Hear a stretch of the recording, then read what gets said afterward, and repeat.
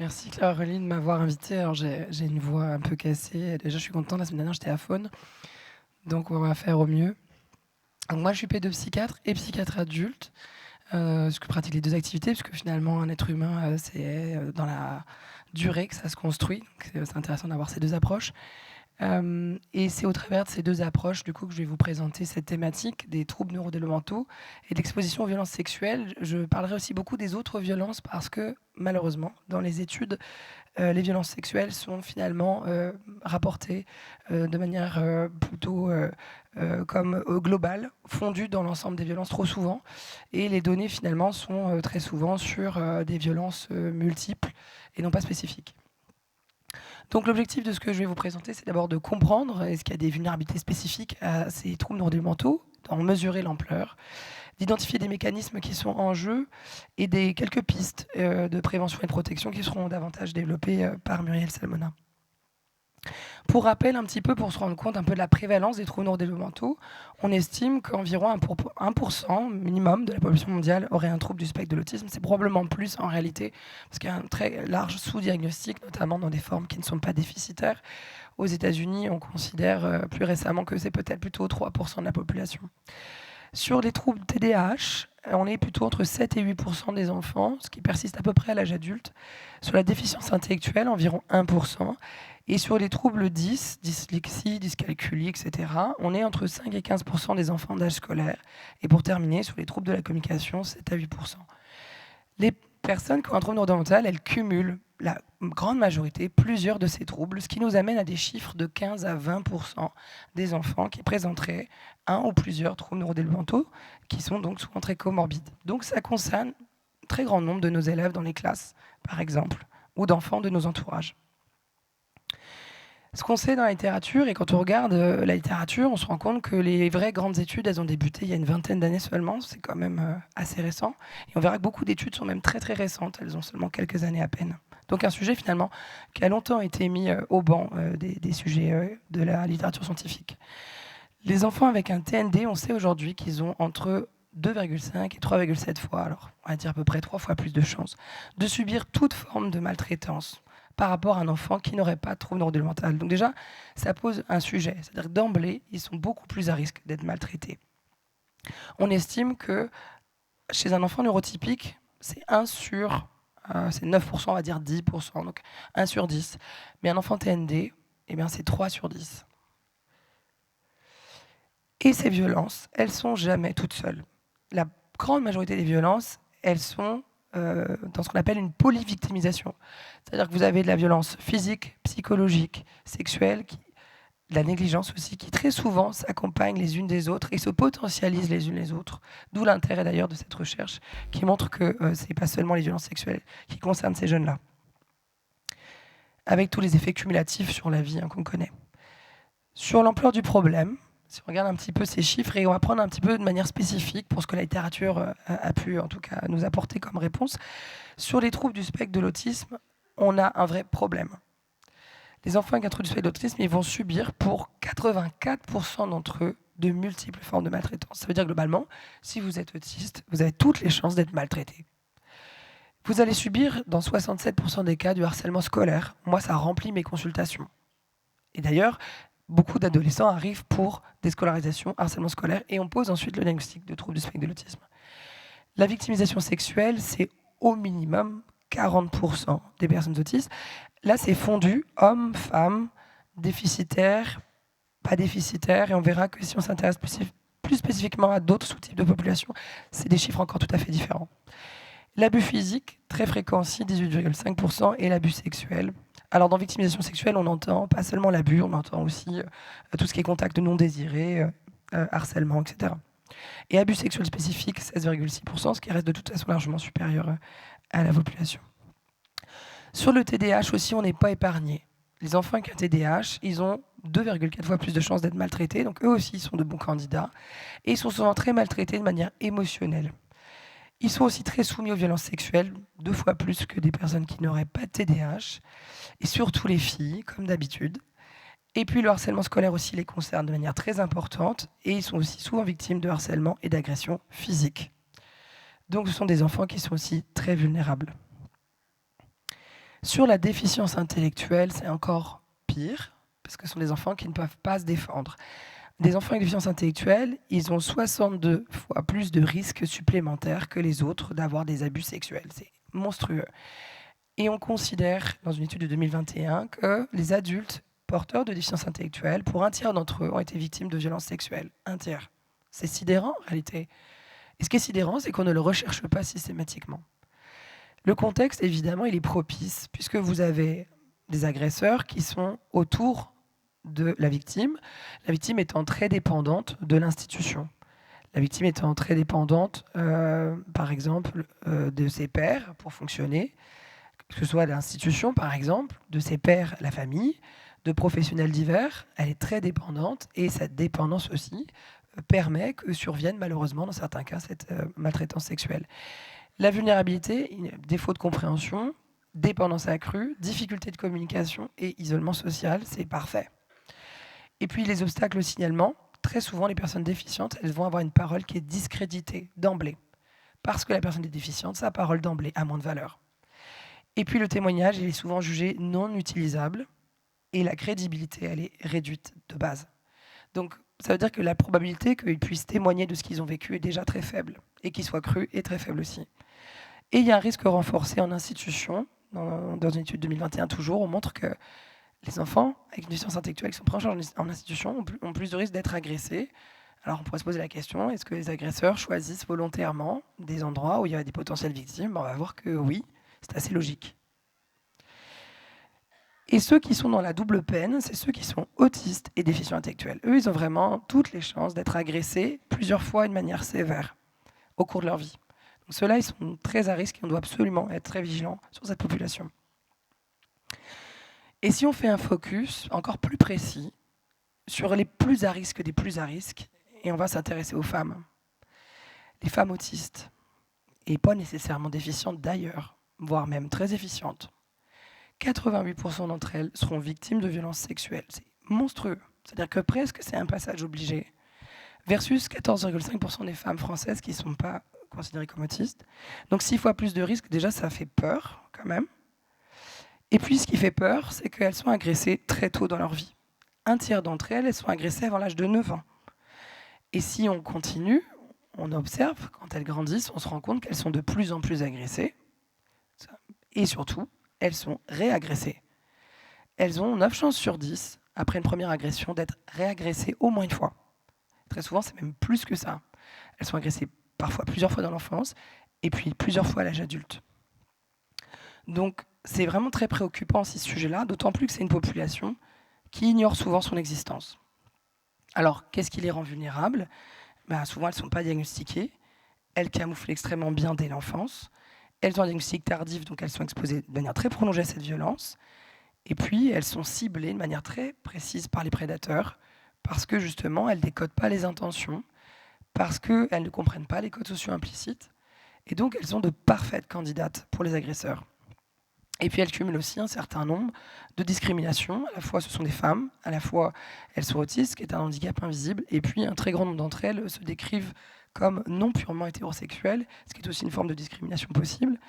Elles sont très souvent d'ailleurs dans une orientation plutôt bisexuelle, voire homosexuelle, ce qui peut être aussi un facteur de risque. Donc, dans les mécanismes de vulnérabilité de ces populations-là, on les connaît puisque ce sont des mécanismes qui font partie d'ailleurs des éléments diagnostiques que l'on porte sur ces personnes.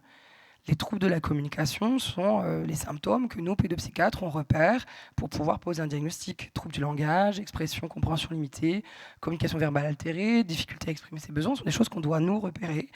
La condition sociale, pareil, ce sont des symptômes pour nous. Par exemple, le déficit cognitif social, l'implicite pas décodé, les codes sociaux ambigus, ou encore l'incompréhension des intentions cachées, de la manipulation, sont des choses que nous-mêmes, dans nos tests, on recherche. Et puis la vulnérabilité fonctionnelle, forcément, si vous avez du mal à communiquer, à comprendre les interactions sociales, vous êtes plus dépendant, vous avez du mal à identifier le danger, vous ne comprenez pas l'implicite et vous êtes donc limité pour vous protéger. Et ça, c'est pour le coup quelque chose que nous, on n'a pas comme recherche systématique. Et ça devrait faire partie des choses que, quel que soit notre niveau professionnel, notre compétence professionnelle, niveau hiérarchique, on devrait tous se poser la question des conséquences de ce que l'on a cherché auparavant. Et pas juste dire, oui, il a des troubles de la communication, il a des troubles dans les interactions sociales, il a des intérêts restreints, etc. Bon, voilà, il est un peu en difficulté dans l'apprentissage scolaire. Et après, ce qui nous intéresse, c'est l'atteinte fonctionnelle. C'est ça le plus important. Et c'est là où on pêche. Et du coup, ça explique aussi la suite. Si on pêche à cet endroit-là, on va pêcher à rechercher aussi la maltraitance. Le problème, c'est qu'une fois qu'on a posé un diagnostic, eh ben, on a tendance à rester là-dessus et à tout attribuer, ce qui est un biais cognitif, au diagnostic. C'est-à-dire, on va interpréter des comportements atypiques comme liés au diagnostic. Donc, par exemple, des stéréotypies, des rituels qu'on peut apparenter à l'autisme, des crises émotionnelles, sensorielles, qu'on peut vivre comme de la provocation, des refus de contact physique qui peuvent interpréter comme un rejet lié à l'autisme, par exemple, ou encore la dysrégulation sensorielle qui peut être vécue comme un caprice. Alors, ça va aboutir déjà d'une part à des réponses inadaptées. Peut-être que je vais sanctionner l'enfant, peut-être qu'au lieu de le soustraire à ce qu'il met dans une situation de danger ou de mal-être, je vais lui infliger quelque chose pour lui dire tu vas faire comme tout le monde, donc tu vas rester dans cet environnement.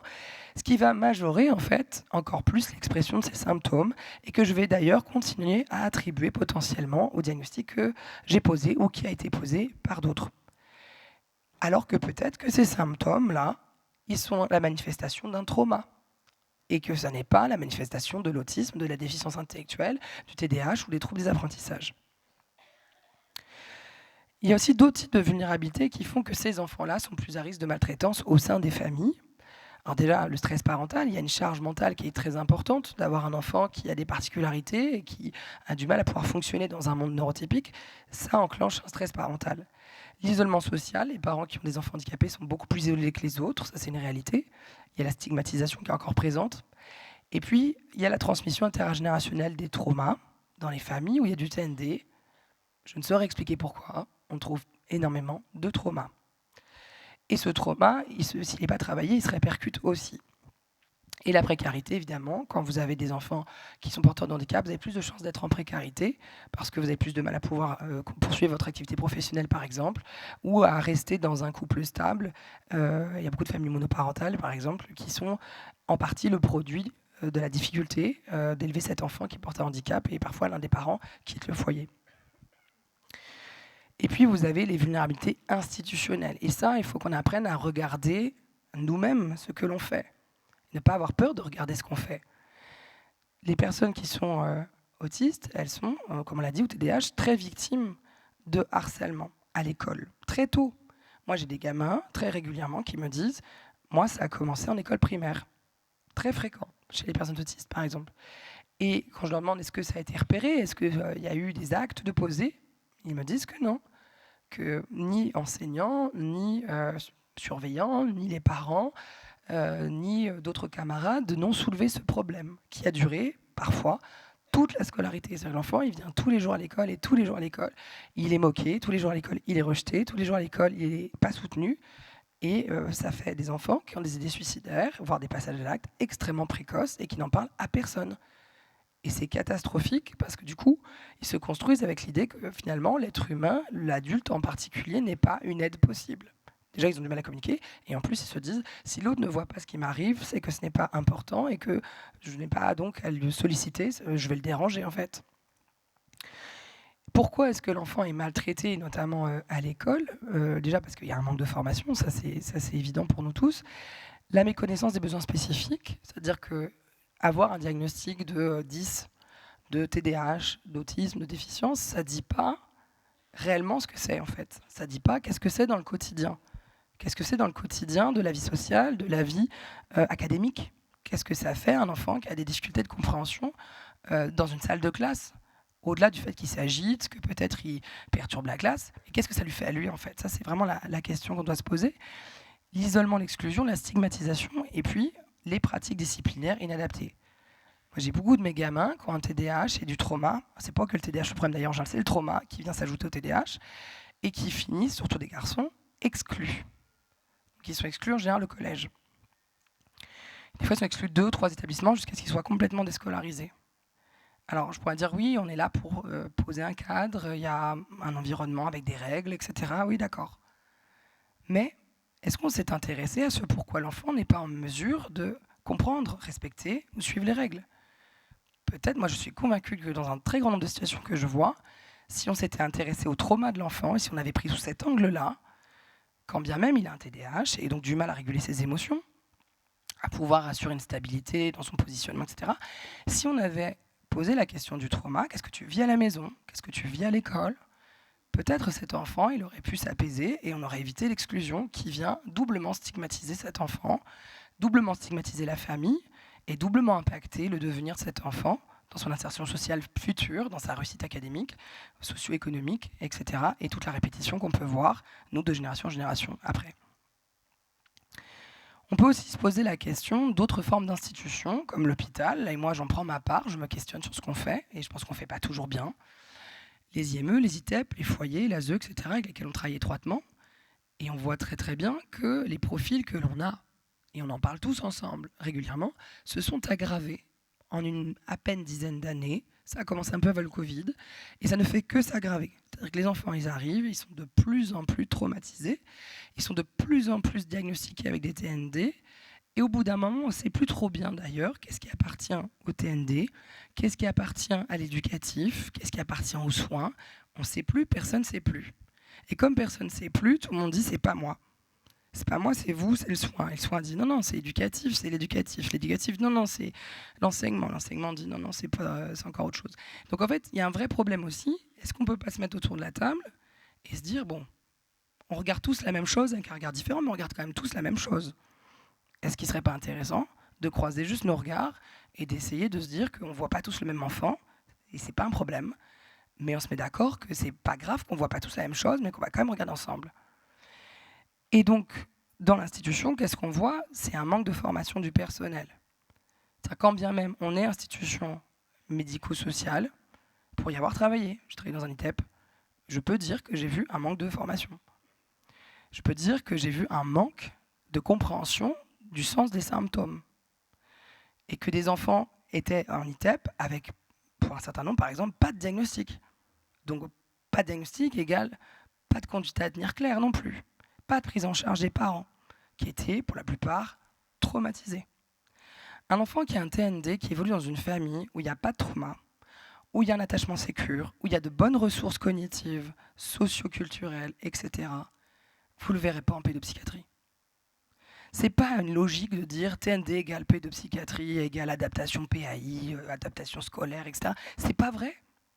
Il y a plein de TND qui évoluent super bien et qui n'ont pas besoin de soins. Ceux qui arrivent dans les soins, c'est parce que derrière, il y a du trauma.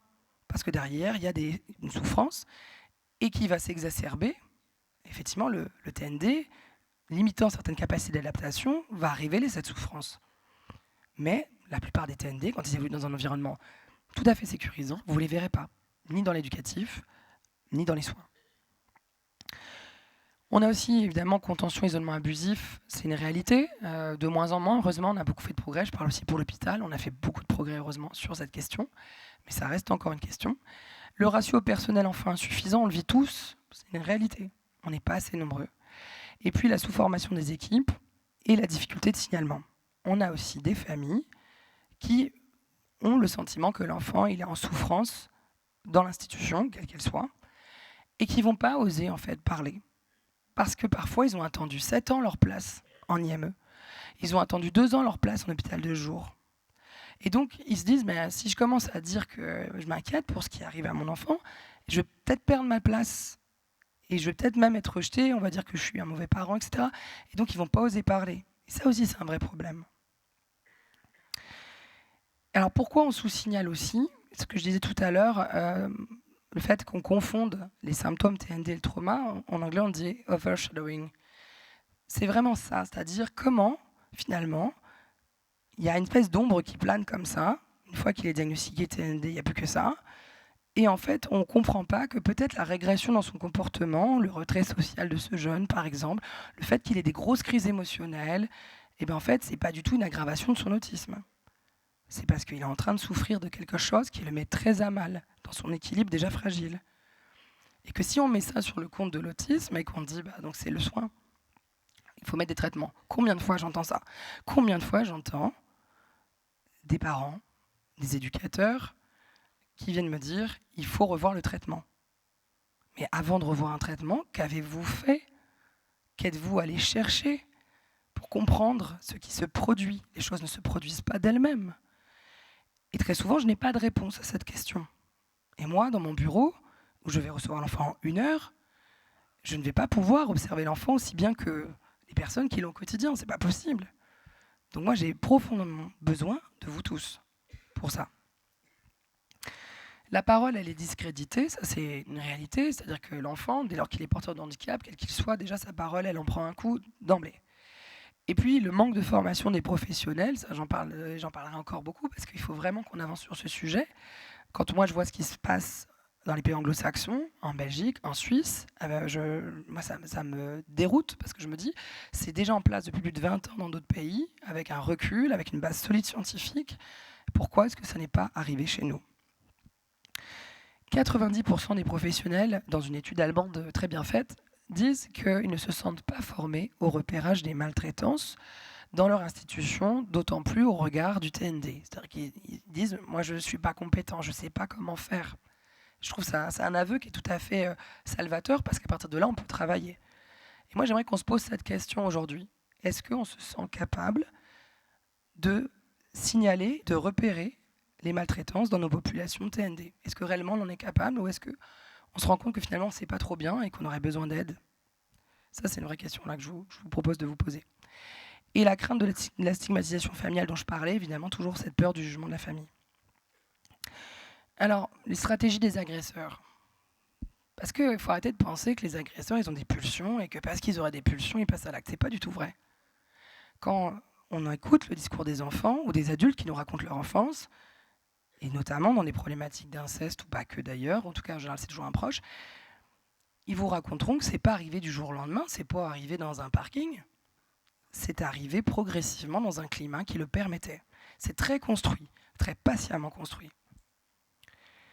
Qui sont les agresseurs? Mais évidemment, ce sont des proches. Ce sont des proches de l'enfant.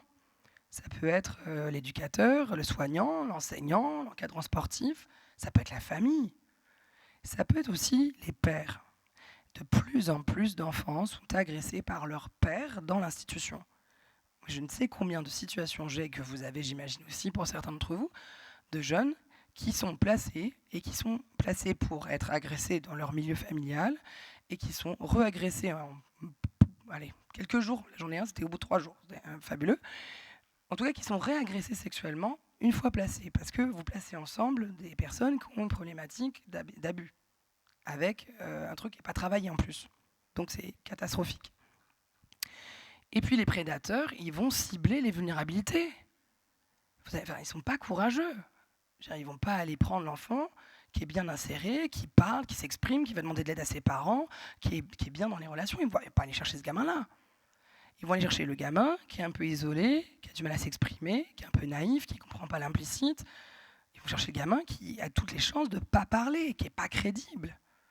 Et parfois même, ils vont opérer une logique de sabotage, de faire perdre la crédibilité à l'enfant pendant plusieurs mois, plusieurs années avant de passer à l'acte. Moi, j'ai plusieurs situations comme ça qui m'ont été rapportées, d'enfants dont on a vraiment travaillé cette perte de crédibilité, de le dire menteur, fabulateur, de le mettre en situation d'échec pour que l'enfant perde confiance en lui, jusqu'à l'agression. C'est des choses que j'entends plusieurs fois et que je trouve très intéressantes. Et quelle stratégie j'utilise? Parce que c'est stratégique, c'est pas pulsionnel du tout. Alors il y a la manipulation, il y a l'emprise et le harcèlement, évidemment. Il y a l'effet de surprise, ça peut arriver. Après, ça peut arriver au bout d'un certain temps, c'est pas tout de suite. Profiter de la situation, évidemment.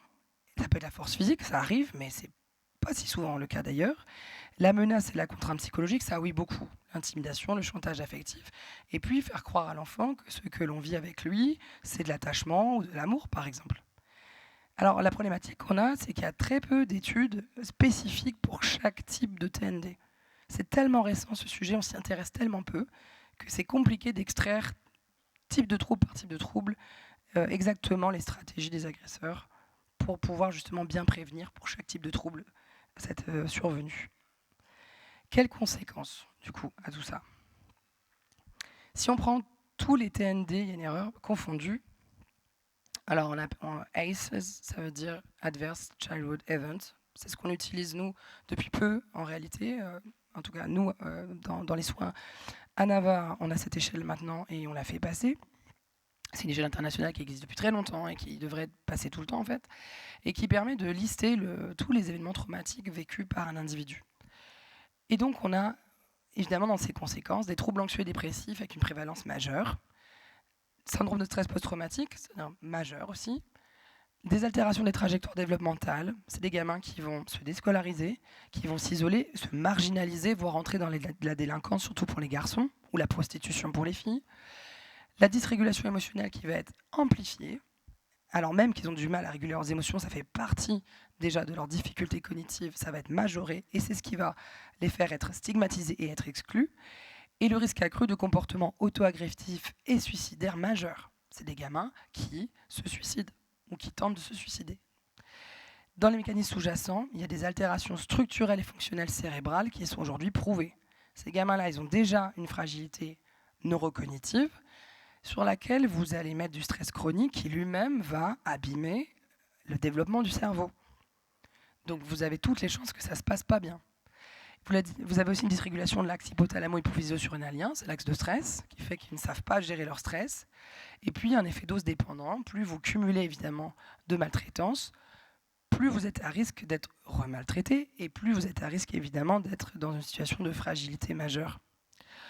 En réalité, la psychiatrie, c'est avant tout le produit de ces événements aversifs. Et on sait aujourd'hui qu'il n'y a pas une seule maladie psychiatrique qui n'a pas un rapport avec l'exposition au stress précoce. La schizophrénie, aujourd'hui, et c'est prouvé depuis pas si longtemps, que la schizophrénie, par exemple, on pensait à une maladie qui n'avait peut-être pas tellement de rapport avec l'environnement, aujourd'hui on se rend compte qu'elle a un rapport étroit, par exemple, avec les abus dans l'enfance.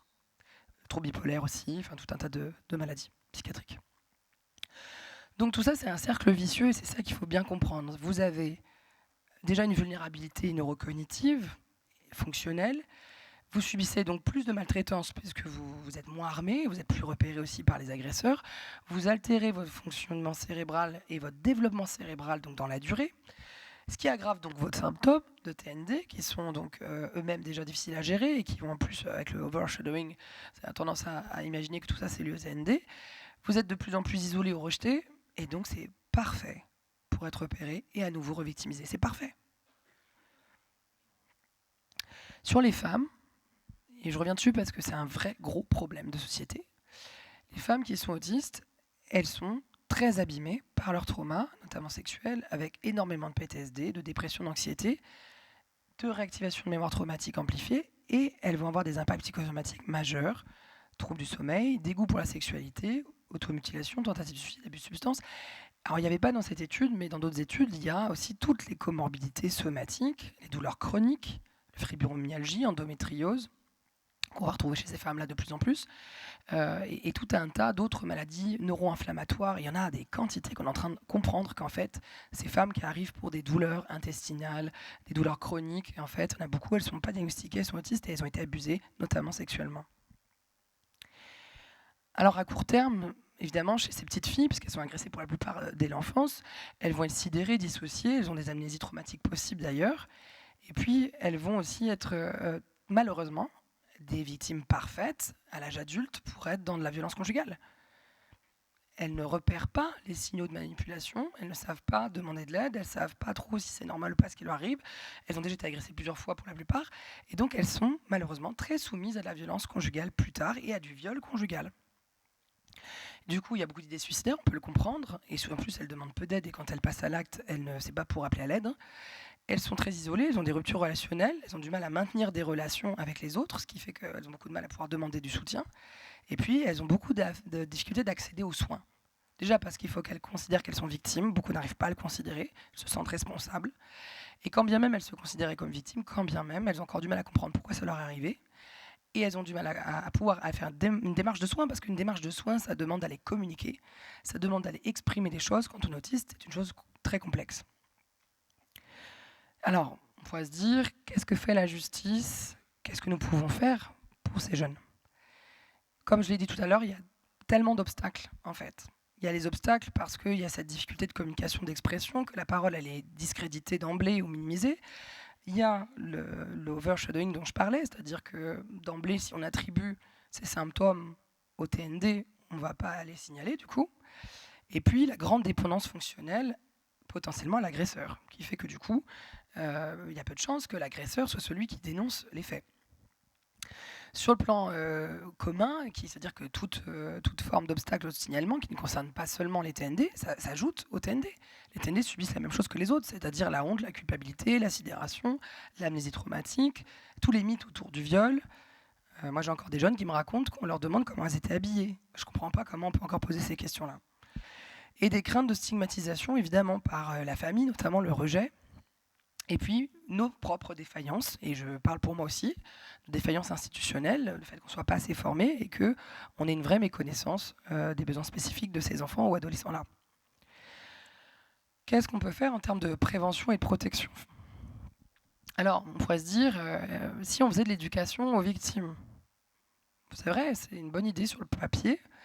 Après, il y a des limites à ça que je préfère quand même souligner. Parce que déjà, si la très grande majorité des personnes sont agressées dans l'enfance, avant l'âge de 15 ans, il va être compliqué de faire une éducation sexuelle appropriée à une population spécifique. On a déjà du mal à faire de l'éducation sexuelle pour des neurotypiques. C'est déjà un vaste sujet et on voit à quel point là, on vient de le lancer, ça génère des crispations de partout. Certains disent c'est idéologique, vous vous rendez compte, c'est pas scientifique, est-ce qu'on va apprendre aux enfants ? C'était sur France Culture hier, il y avait, je ne sais plus comment il s'appelait, enfin, il défendait l'idée que c'était inapproprié d'enseigner ça aux enfants. Bon, sous quel prétexte ? Et donc on est très très loin d'arriver même à faire quelque chose qui soit ciblé sur cette population encore plus spécifique. Donc déjà à cet endroit-là, ça pêche un peu. Ensuite, l'éducation sexuelle seule, elle est insuffisante. C'est pas juste en disant à la personne, voilà, il faut que tu te protèges de ça, fais attention à ça, que ça va empêcher que ça se produise, parce que l'agresseur, lui, il choisit spécifiquement cet enfant-là. Donc même si cet enfant est prévenu, ce qui est bien, il vaut mieux qu'il soit prévenu, ça n'empêchera pas que l'agresseur va le choisir lui en fait. Donc il faut quand même aller plus loin que ça. Et puis, il y a la sédation traumatique. Vous êtes bombardé par des neurohormones qui vous figent, de l'endorphine, des kétamines-like, qui vous bloquent. Et vous n'êtes pas en capacité, quand bien même vous seriez informé, sur le moment, de réagir. Alors, qu'est-ce qu'il y a comme action concrète par rapport à ça ? Qu'est-ce qu'on pourrait bien faire ? Alors déjà, former les professionnels au repérage des signaux d'abus sexuels chez des enfants qui auraient des difficultés de communication. Qu'est-ce qui pourrait nous faire penser qu'un enfant TND a été agressé ? La majoration de ces symptômes. La majoration de ces symptômes de dysrégulation émotionnelle, de difficulté de communication, d'isolement, de repli, de passage à l'acte auto-agressif, de stéréotypie, de troubles du sommeil, de refus alimentaire. La majoration de ces symptômes doit vous faire penser qu'il y a un trauma. Et si c'est pas ça, tant mieux. Si c'est organique et qu'en fait il avait une otite, parfait, tant mieux. Mais d'abord, évidemment, cause somatique et cause traumatique sont les deux choses à aller chercher. Le protocole de révélation adapté, il faudrait des supports visuels pour aider ces gamins-là, notamment dans la déficience intellectuelle. Le langage, il y a d'autres façons de communiquer. Il faudrait pouvoir avoir des supports visuels, des entretiens spécialisés. Et en protection institutionnelle, qu'est-ce qu'on peut bien faire ? Alors là, tout récemment, octobre 2025, il y a un contrôle renforcé du personnel qui travaille dans la protection de l'enfance, que ce soit bénévole ou non d'ailleurs. Et à l'issue, on a découvert 1733 personnes écartées, parce qu'elles ne pouvaient pas fournir un casier judiciaire vierge. Ça pose quand même question. Mais c'est bien qu'on le fasse. C'est la moindre des choses de vérifier que la personne qui travaille auprès d'enfants n'ait pas un casier en relation avec des maltraitances infantiles, voire des abus sexuels, ou détention de fichiers pédopornographiques, etc.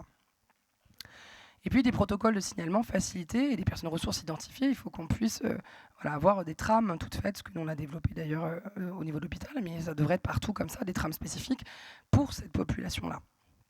Pour que la personne qui lise l'information préoccupante ou le signalement puisse comprendre de quoi on parle. Parce que la personne qui va lire, elle n'est pas éducateur, elle n'est pas médecin, elle n'est pas enseignant.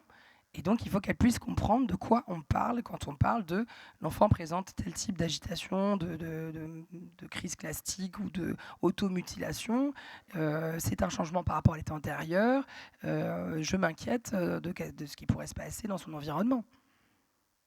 Et je pense qu'il faut qu'on puisse, en tout cas, avoir des sortes de grilles de lecture communes. Et sur l'éducation adaptée, évidemment, de l'éducation affective et sexuelle spécifique, ça c'est évident, ce qu'on ne fait pas aujourd'hui, ce qui n'est pas prévu par exemple par le nouveau programme, et l'apprentissage du consentement et des limites corporelles dès le plus jeune âge, mais encore une fois, c'est une chose qui n'est pas évidente avec un enfant qui a un trouble de la sensorialité. Qu'est-ce que ça veut dire quand un enfant il a un trouble de la sensorialité et qui ne supporte pas le contact physique? Un enfant qui ne supporte pas le contact physique, si vous le touchez, déjà, il se sidère. Et moi, si je suis agresseur, c'est vachement bien. Donc ça, c'est des choses aussi qu'il faut comprendre. Et il faut pouvoir protéger ses enfants et pouvoir lui dire que, quelle que soit la personne qui est en face de lui, s'il ne souhaite pas de contact physique, il a le droit, et que nous, en tant que professionnels, ça peut aussi être vécu par lui comme une agression. Donc je n'ai pas à le toucher s'il n'a pas envie que je le touche. Le soutien aux familles, les dispositifs de répit par exemple. Il y a des programmes parentaux qui existent, qui ont été développés en Australie, qu'on appelle Triple P, Parenting Positive Program, qui ne sont pas appliqués en France, et pourtant qui sont appliqués partout aujourd'hui dans les pays anglo-saxons, et qui consistent à avoir une approche graduée d'accompagnement des parents par rapport à des enfants avec un TND, avec des approches à la fois groupales et individuelles pour leur donner des compétences. Et ça, tout ça, c'est déjà en place, donc il faudrait qu'on puisse s'en saisir. Et puis la réduction de l'épuisement parental et de l'isolement social, c'est hyper important. On a aussi des parents parfois qui sont tellement isolés dans leur entourage avec cet enfant qui a un handicap que les personnes qu'ils acceptent dans leur vie ne sont pas les bonnes. Et ils ne repèrent pas que ce n'est pas les bonnes. Et puis il y a des chances aussi que les parents eux-mêmes ils aient un TND puisque c'est très héréditaire et qu'eux-mêmes soient en fragilité pour repérer que les personnes adultes qui se portent volontaires pour aider leur enfant ne sont pas de bonnes personnes. Et enfin, il y a l'approche trauma-informed, qui est une approche centrée sur justement le stress post-traumatique, notamment avec le stress post-traumatique et TND. Donc l'idée étant de sécuriser l'environnement de l'enfant, les évitements sensoriels adaptés, d'éviter la retraumatisation des enfants, d'utiliser des supports adaptés à l'enfant, comme visuels par exemple, et d'impliquer les aidants. Donc, pour conclure, la première chose que j'ai envie de vous dire, c'est de ne plus vous sentir coupable ou responsable d'avoir été agressé. Quand on regarde ça, on ne peut pas encore penser qu'on avait une part de responsabilité. Une autre chose que je voudrais vous dire, c'est que je ne pense pas qu'on puisse changer ça sans un changement profond culturel. Et c'est ça qui nous limite aujourd'hui. On sait tout ça. Il y a eu la Civis, il y a eu plein de choses, on sait. Il y a tellement d'informations sur le sujet. Et en pratique, on n'a quand même pas autant évolué qu'on l'aurait dû. Et puis enfin, il faut nous former, mieux repérer et coordonner pour protéger. Et ça, c'est ce que je voudrais qu'on fasse tous ensemble. Voilà, je vous remercie.